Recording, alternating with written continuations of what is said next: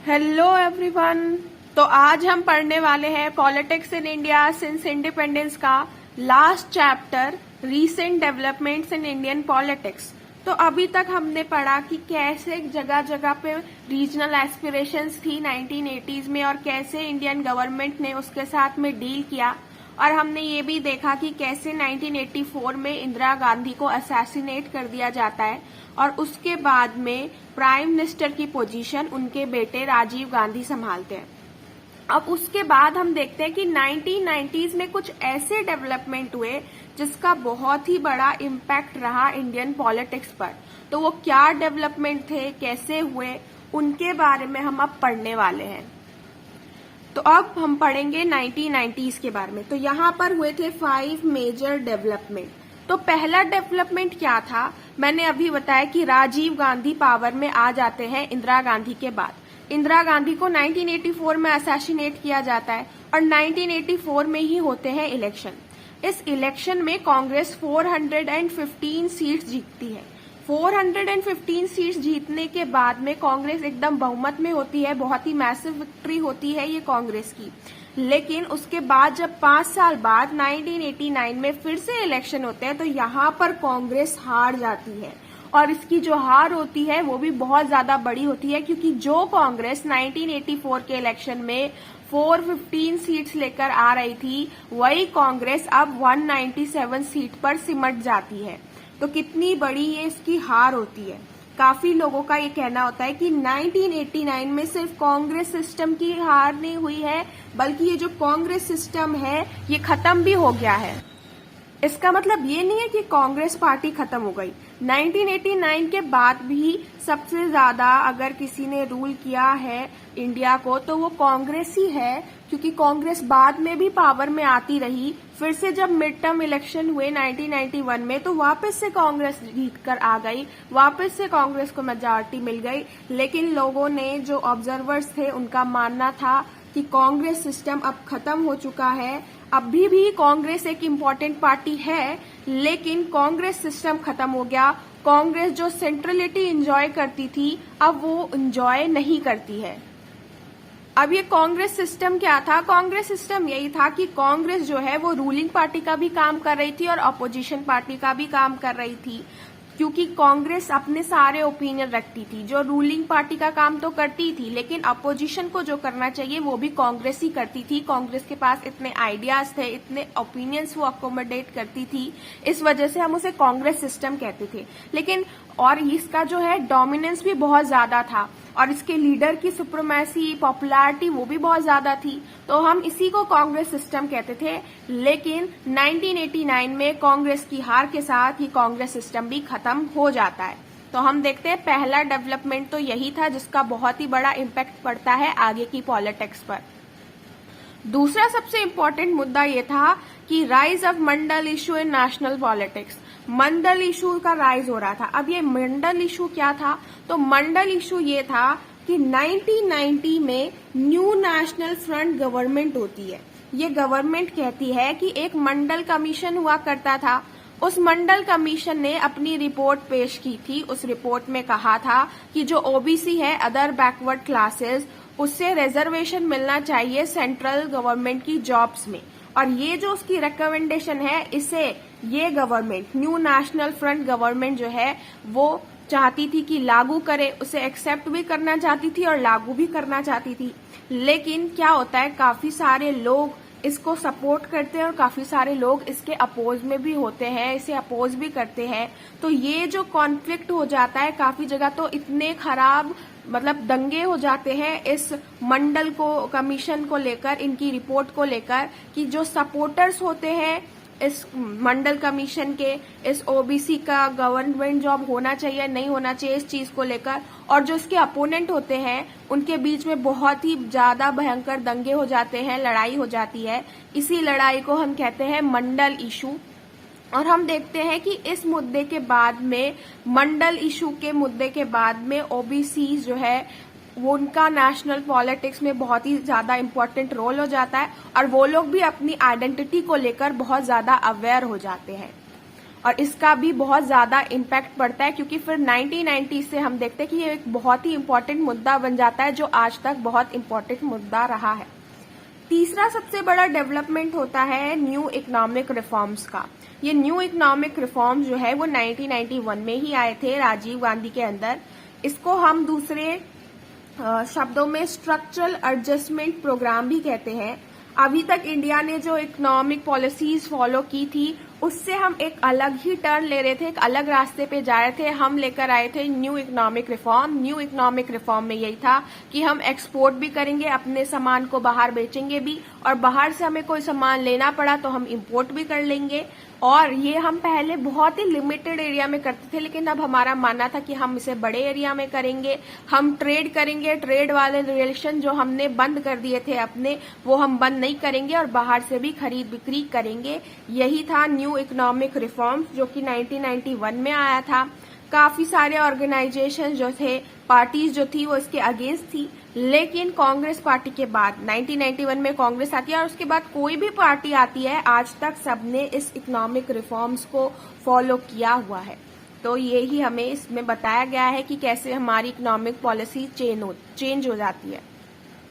Fourth सबसे बड़ा मुद्दा ये था कि बाबरी मस्जिद, जो कि एक डिस्प्यूटेड स्ट्रक्चर था अयोध्या में, इसका डिमोलिशन हो जाता है, ये तोड़ दिया जाता है। ये भी एक बहुत ही बड़ा मुद्दा होता है।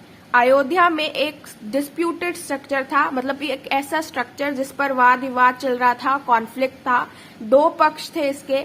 एक पक्ष कहता था कि ये स्ट्रक्चर जो है वो बाबरी मस्जिद है, इसे बाबर ने बनाया था और ये बाबरी मस्जिद है। और दूसरे का मानना है कि नहीं, बाबर ने यहाँ पर जो राम मंदिर था उसको तोड़ के अपनी मस्जिद बनाई थी।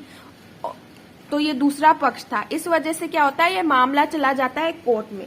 कोर्ट में मामला जाने के बाद कोर्ट इसमें अपनी कार्रवाई करती है, लेकिन हम देखते हैं दिसंबर 1992 में इस डिस्प्यूटेड स्ट्रक्चर को जो है वो तोड़ दिया जाता है।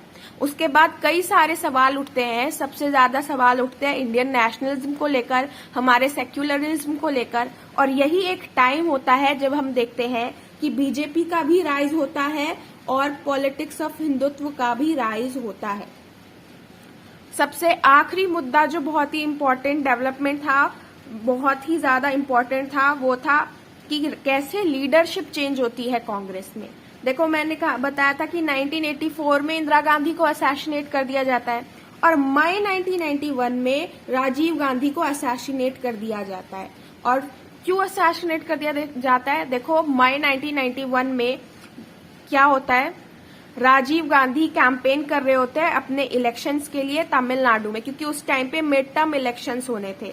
और उसी टाइम पे एक इंसान जो कि श्रीलंकन तमिल बताया जा रहा था, एलटीटी से उसका जो है कनेक्शन बताया जा रहा था, वो राजीव गांधी को असैसिनेट कर देता है। उसके बाद हम देखते हैं कि राजीव गांधी तो अब रहे नहीं, तो किसी ना किसी को लीडर चुनना था और फिर कांग्रेस अपना एक नया पीएम का चेहरा चुनती है और वो होते हैं नरसिम्हा राव। तो ऐसे हम देखते हैं कि लीडरशिप बदलती है और कैसे नए हाथों में ये लीडरशिप जाती है।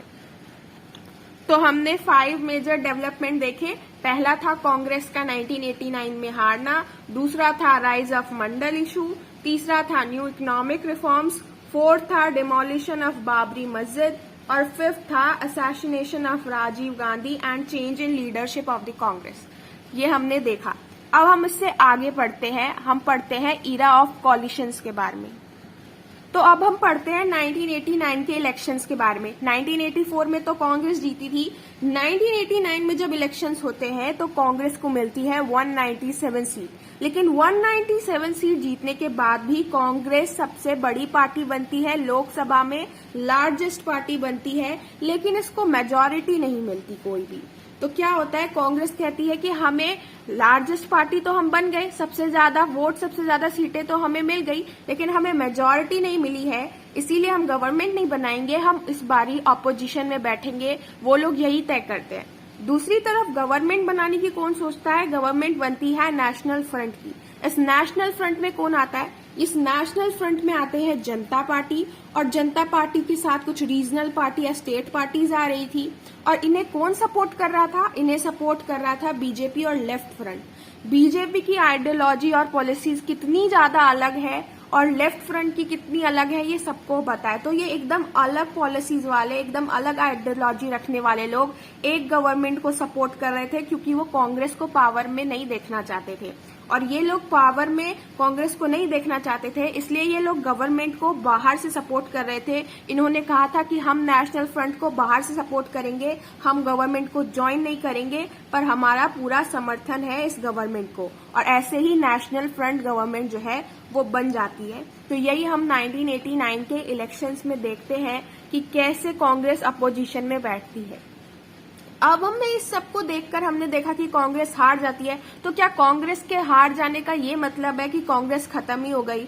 तो ऐसा भी नहीं है, क्योंकि हमने देखा था कि इंदिरा गांधी के टाइम पर भी एक बारी ऐसा ही चैलेंज आया था 1967 में, जब कांग्रेस को बहुत कम सीटें आई थी और उसके बाद सबने कहा था कि कांग्रेस की पॉपुलैरिटी खत्म हो गई है, अब कांग्रेस वैसे नहीं जीत पाएगी। लेकिन हमने देखा था कि कैसे कांग्रेस की पॉपुलैरिटी को इंदिरा गांधी ने आकर वापस वैसे ही रिस्टोर किया और कांग्रेस और ज्यादा पॉपुलर ही हो गई। इधर भी ऐसा ही चैलेंज था और इस चैलेंज को फेस करना था कांग्रेस को। कांग्रेस हारी जरूर थी, लेकिन इसका मतलब ये नहीं था कि कांग्रेस के हार जाने की वजह से कोई दूसरी पार्टी ज्यादा स्ट्रांग हो गई है या कांग्रेस की पॉपुलैरिटी की जगह अब किसी और पार्टी की पॉपुलैरिटी हो गई है। कांग्रेस को कोई रिप्लेस भी नहीं कर पाया था, ये भी उस टाइम की एक रियलिटी थी।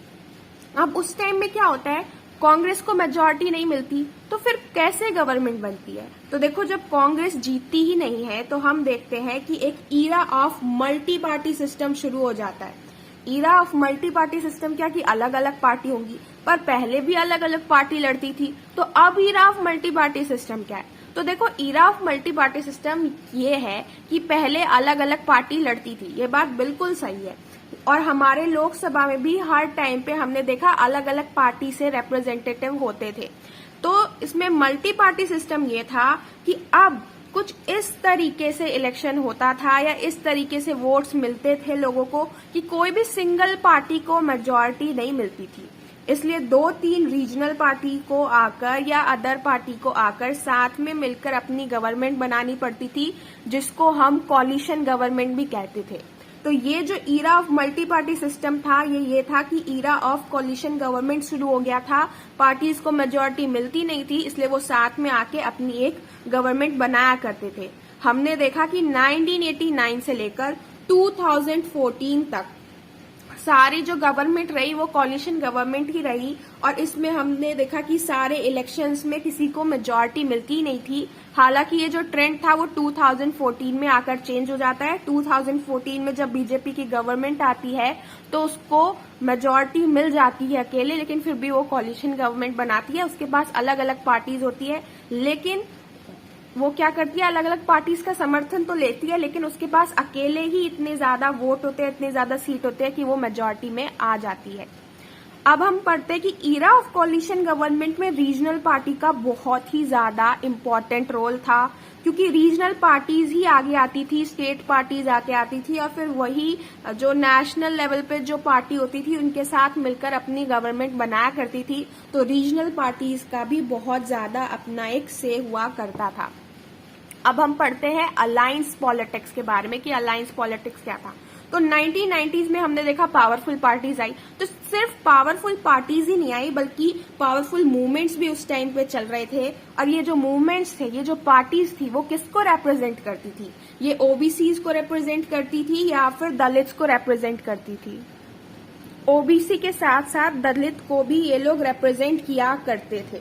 तो अब हम इससे आगे पढ़ने वाले कि ये लोग कैसे पॉलिटिक्स में बहुत ही इंपॉर्टेंट रोल प्ले करते हैं। तो हमने देखा 1989 में थी एक नेशनल फ्रंट गवर्नमेंट। अब 1996 की बात करते हैं तो यहाँ पर आती है एक यूनाइटेड फ्रंट गवर्नमेंट। ये भी कुछ सिमिलर ही थी नेशनल फ्रंट गवर्नमेंट से। कैसे? देखो, नेशनल फ्रंट गवर्नमेंट में कौन था? जनता पार्टी और regional party. United front government में भी जनता दल और साथ साथ रीजनल पार्टीज होती हैं। फिर हम देखते हैं कि उसे कौन सपोर्ट कर रहा था, तो नेशनल फ्रंट को सपोर्ट कर रहे थे बीजेपी और लेफ्ट फ्रंट। इसमें बस इतना चेंज आता है कि यहाँ पर लेफ्ट फ्रंट तो यूनाइटेड फ्रंट गवर्नमेंट को सपोर्ट कर रहा होता है, लेकिन कांग्रेस इसे सपोर्ट करती है, बीजेपी नहीं। अब ऐसा क्यों? देखो, बीजेपी और लेफ्ट ने नेशनल फ्रंट को क्यों सपोर्ट किया था? ताकि कांग्रेस पावर से बाहर रह सके। और यहाँ पर 1996 में कांग्रेस और लेफ्ट मिलकर यूनाइटेड फ्रंट को इसीलिए सपोर्ट कर रहे थे ताकि बीजेपी पावर में ना आ सके, बीजेपी पावर से दूर रह सके। तो हमने देखा कि कितने ज्यादा अनस्टेबल थे ये पॉलिटिकल इक्वेशन। एक टाइम पे तो बीजेपी लेफ्ट अलग पॉलिसीज, अलग आइडियोलॉजी होने के बावजूद भी एक गवर्नमेंट को सपोर्ट कर रहे थे, और फिर कुछ ही टाइम बाद ये एक दूसरे के एकदम अगेंस्ट भी हो जाते हैं। लेकिन बीजेपी को पावर से दूर रखने में कांग्रेस और लेफ्ट ज्यादा दिन तक सक्सेसफुल नहीं रह पाते। बीजेपी बहुत ही ज्यादा अच्छा परफॉर्म करने लगती है, 1991 से उसकी पोजीशन सुधरने लगती है, और हम देखते हैं कि 1996 में बीजेपी लार्जेस्ट पार्टी भी बन जाती है और उसे इनवाइट भी किया जाता है कि आप आइए, अपनी गवर्नमेंट बनाइए। लेकिन बहुत सारी जो अदर पार्टीज थी वो बीजेपी की पॉलिसीज और आइडियोलॉजी के अगेंस्ट थी, उससे सहमत नहीं थी। इसलिए लोकसभा में बीजेपी को जो है वो मेजॉरिटी मिलती नहीं है, इसलिए बीजेपी अपनी गवर्नमेंट बना भी नहीं पाती है। तो फिर क्या होता है, बीजेपी अपनी कॉलिशन गवर्नमेंट बनाती है मई 1998 से लेकर जून 1999 तक, और फिर हम देखते हैं कि ये री इलेक्ट होती है अक्टूबर 1999 में। तो ये हमने देखा कि री इलेक्ट होती है। ये जब 1999 में इलेक्शन होते हैं और उसमें जब ये जीत कर आती है बीजेपी, तब एनडीए गवर्नमेंट होती है और ये अपना पूरा टर्म कंप्लीट करती है। पूरा 5 ईयर का जो टर्म होता है वो कंप्लीट करती है, और तब पीएम कौन रहते हैं? अटल बिहारी वाजपेयी। तो ये हमने देखा कि कैसे बीजेपी की पोजीशन भी सुधरी और बीजेपी जो है वो आगे जाके मतलब बहुत इंपॉर्टेंट रोल प्ले भी करती है। अब हम देखते हैं कि कैसे हमारे यहाँ पे इलेक्शन हुए और कैसे उसमें सपोर्ट हुआ। देखो, 2 तरीके से किसी भी गवर्नमेंट को सपोर्ट किया जाता है। एक तो ये होता है कि आप गवर्नमेंट को ज्वाइन कर लो और उसको समर्थन दो, या बाहर से समर्थन दो। हमने देखा कि 11 गवर्नमेंट रही हमारे इंडियन पॉलिटिक्स में जो कि कॉलिशन गवर्नमेंट थी, जिनको या तो बाहर से समर्थन मिल रहा था या फिर उनके साथ में पार्टीज जो है उनको समर्थन दे रही थी, लेकिन उनको समर्थन मिल रहा था और इस अकॉर्डिंगली बहुत सारी गवर्नमेंट जो है चली। कुछ बीच में टूट भी गई, कुछ अपना टर्म कंप्लीट नहीं भी कर पाई। लेकिन हमने देखा कि अब era of coalition government, era of multi party system जो है शुरू हो गया था।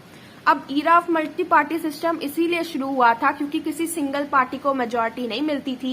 इस सिस्टम से पहले कांग्रेस को मेजॉरिटी मिलती थी, लेकिन अब ये एंड ऑफ कांग्रेस सिस्टम हो गया था। 1989 की जो कांग्रेस की डिफीट थी उसने ये साबित कर दिया था कि कांग्रेस सिस्टम का एंड हो चुका है। अब कांग्रेस सिस्टम का एंड क्यों हुआ, तो हमें 2 रीजन बताए हुए हैं। एक तो ये बताया हुआ है कि कांग्रेस में पहले अलग अलग ओपिनियन रखने वाले लोग थे, लेकिन 1960 से हम देखते हैं कि वो लोग कांग्रेस छोड़कर जाने लगते हैं और अपनी एक अपोजिशन पार्टीज बनाने लगते हैं, और इस वजह से कांग्रेस से बहुत सारे लोग निकल जाते हैं। दूसरा, हम देखते हैं कि काफी सारी रीजनल पार्टीज आने लगती हैं 1977 से। इस वजह से क्या होता है, कांग्रेस बहुत ज्यादा वीक हो जाती है, और इन सारी चीजों का रिजल्ट क्या निकलता है कि कांग्रेस वीक तो हो जाती है, लेकिन फिर भी कोई ऐसी सिंगल पार्टी नहीं होती जो कांग्रेस को रिप्लेस कर दे या कांग्रेस की जगह ले ले। कांग्रेस तब भी इम्पोर्टेंट पार्टी रहती है, लेकिन कांग्रेस सिस्टम एंड हो जाता है, कांग्रेस का डोमिनेशन जो है वो खत्म हो जाता है। तो ये थे 2 टॉपिक जो हमने आज की वीडियो में कवर किए हैं। नेक्स्ट वीडियो में हम आपको नेक्स्ट टॉपिक कवर करेंगे। तब तक के लिए बाय बाय।